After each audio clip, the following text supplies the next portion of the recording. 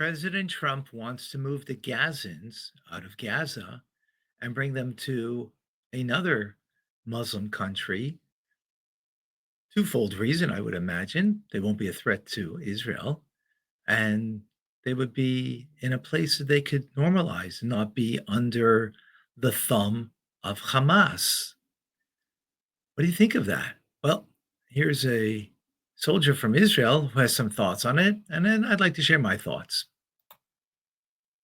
Thank you, President Trump, for understanding that the Gazans have nowhere to come back to, and in order to help out their future generations, have some type of normalcy and a future that is not entrenched in jihad and devastation, they need to go to anyone of their similar religion and cultured countries around in the region.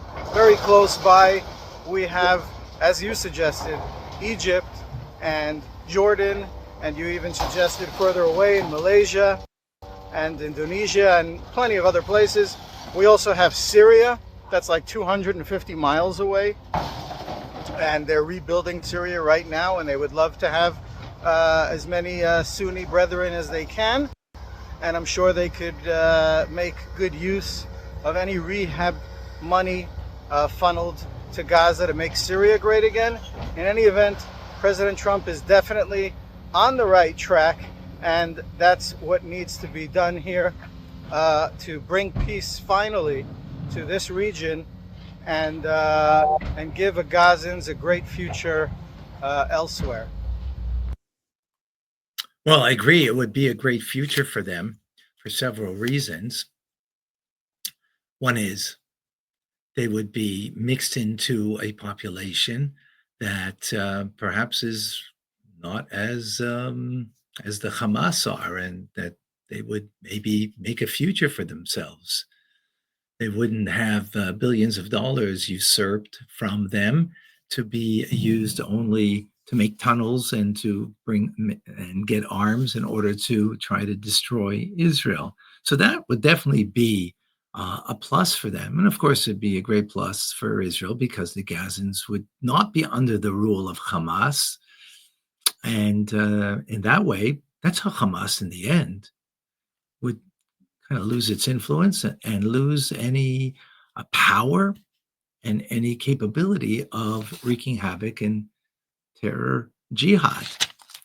But let's be a little, practical and maybe get real. It's not going to happen because no one wants a single one of them, let alone 2 million of them. Been very clear by every fellow brother nation of Islam that they're just not interested in them.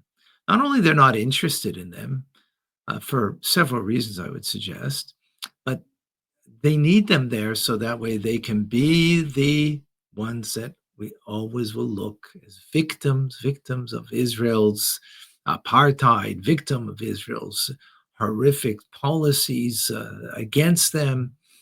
And of course, that's why October 7th happened, because we brought it upon ourselves. Israel did that.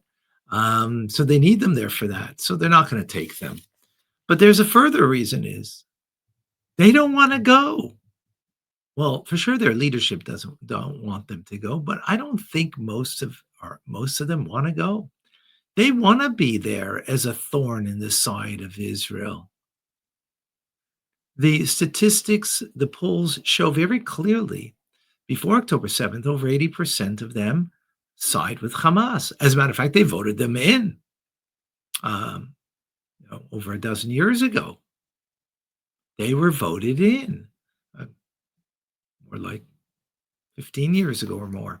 So they want them there. And even now, they still want them there because they're dedicated to terror. They're dedicated to jihad. They're dedicated to try to destroy Israel from the river to the sea. So they're not going to go so simply. They're not going to go without a big fight, and no one's going to want to get into that fight because that fight is not a fight in the playground. That fight, of course, is, that will cause a lot of death and horrible things. So, yes, a great idea. And I know the president thinks that he can accomplish whatever he puts his mind to. And maybe that's a great, mindset to have. But that's good when it's about yourself. But when you're dealing with others, there's other things to take into consideration. What do you think? Tell me.